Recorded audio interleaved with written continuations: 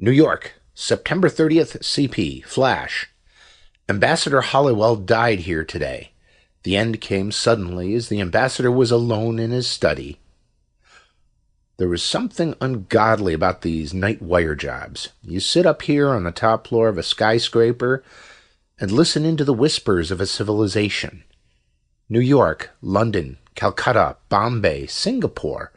They're your next-door neighbors after the streetlights go dim and the world has gone to sleep. Alone in the quiet hours between 2 and 4, the receiving operators doze over their sounders and the news comes in.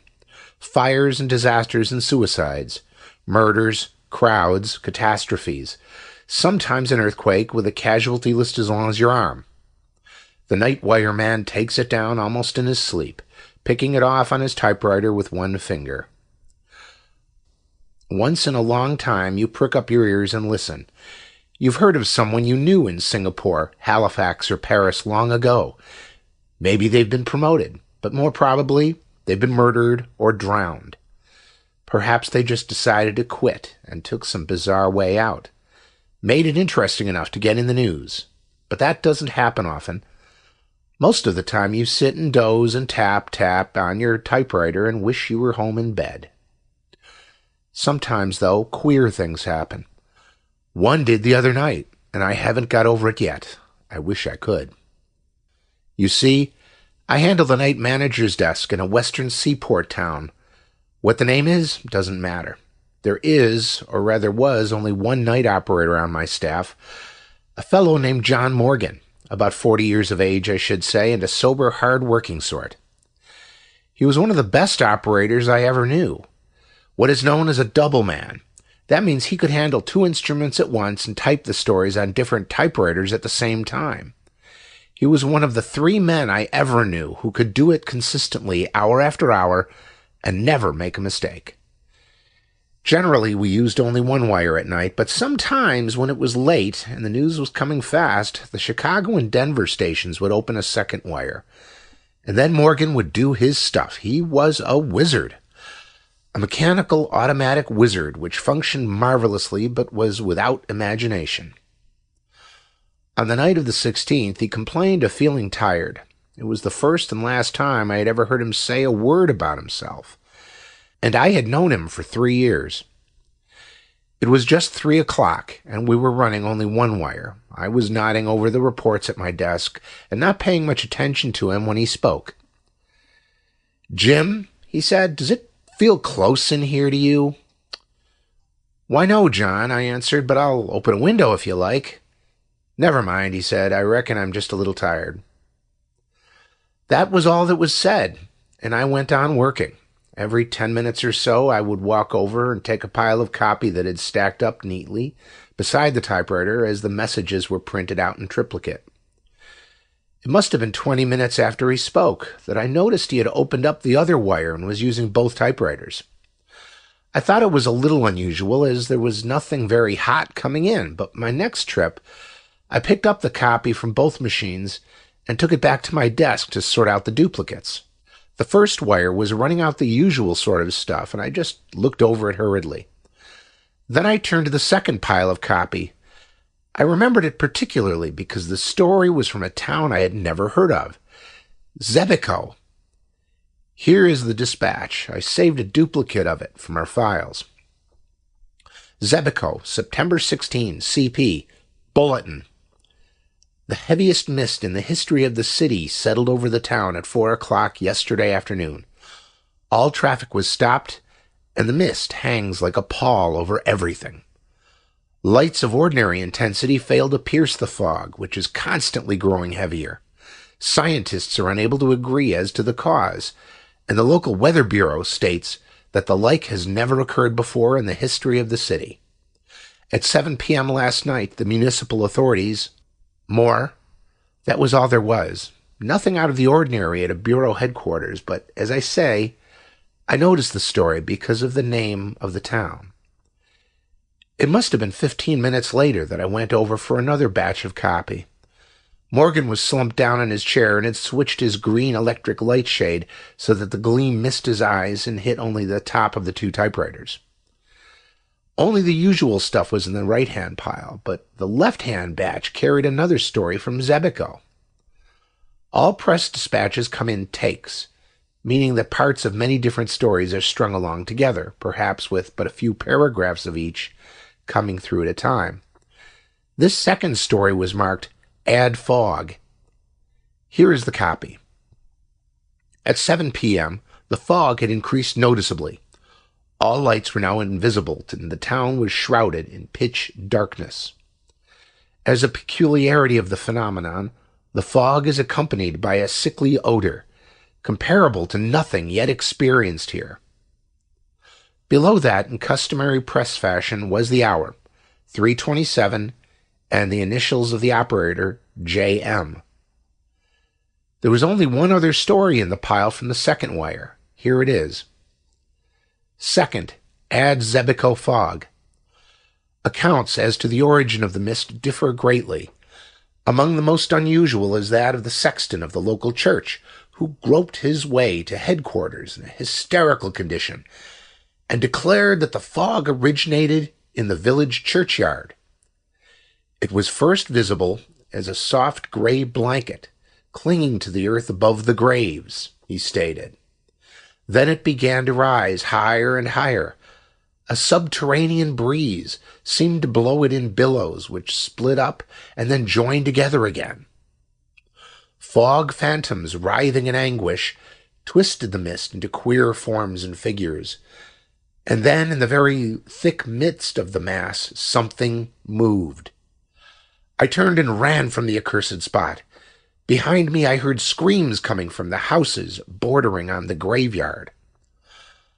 Although the sexton story is generally discredited, a party has left to investigate. Immediately after telling his story, the sexton collapsed and is now in a local hospital, unconscious. Queer story, wasn't it?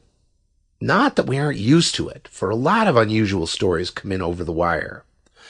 But for some reason or other, perhaps because it was so quiet that night, the report of the fog made a great impression on me. It was almost with dread that I went over to the waiting piles of copy. Morgan did not move, and the only sound in the room was the tap-tap of the sounders. It was ominous, nerve-wracking. And there was another story from Zebico in the pile of copy.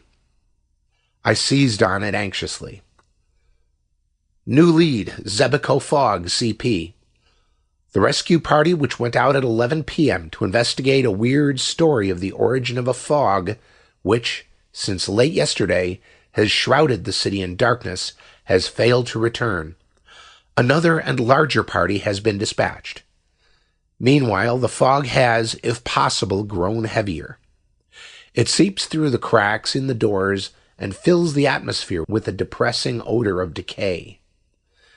It is oppressive, terrifying, bearing with it a subtle impression of things long dead. Residents of the city have left their homes and gathered in the local church, where the priests are holding services of prayer. The scene is beyond description. Grown folk and children are alike terrified, and many are almost beside themselves with fear. Amid the wisps of vapor which partly veil the church auditorium, an old priest is praying for the welfare of his flock. They alternately wail and cross themselves. From the outskirts of the city may be heard cries of unknown voices. They echo through the fog in queer, uncadenced minor keys. The sounds resemble nothing so much as wind whistling through a gigantic tunnel.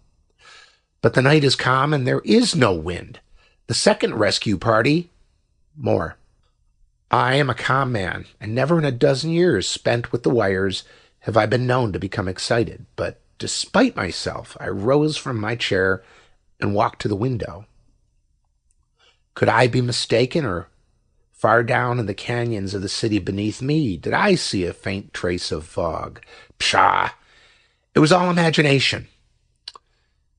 In the press room, the click of the sounders seemed to have raised the tempo of their tune.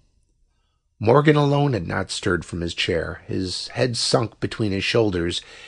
He tapped the dispatches out on the typewriters with one finger of each hand. He looked asleep, but no, endlessly, Efficiently, the two machines rattled off line after line, as relentlessly and effortlessly as death itself.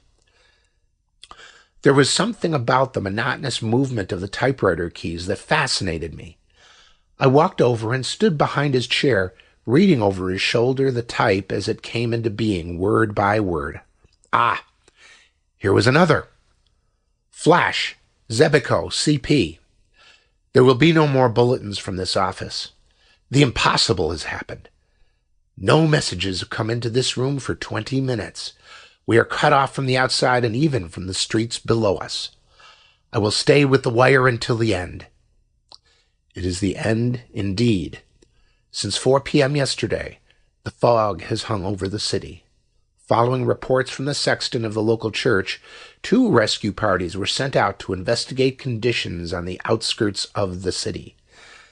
Neither party has ever returned, nor was any word received from them. It is quite certain now they will never return.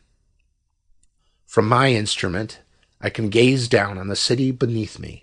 From the position of this room on the 13th floor, nearly the entire city can be seen. Now I can see only a thick blanket of blackness, where customarily are lights and life. I fear greatly that the wailing cries heard constantly from the outskirts of the city are the death cries of the inhabitants. They are constantly increasing in volume and are approaching the center of the city. The fog yet hangs over everything. If possible, it is even heavier than before, but the conditions have changed. Instead of an opaque, impenetrable wall of odorous vapor, there now swirls and writhes a shapeless mass and contortions of almost human agony. Now and again the mass parts, and I catch a brief glimpse of the streets below.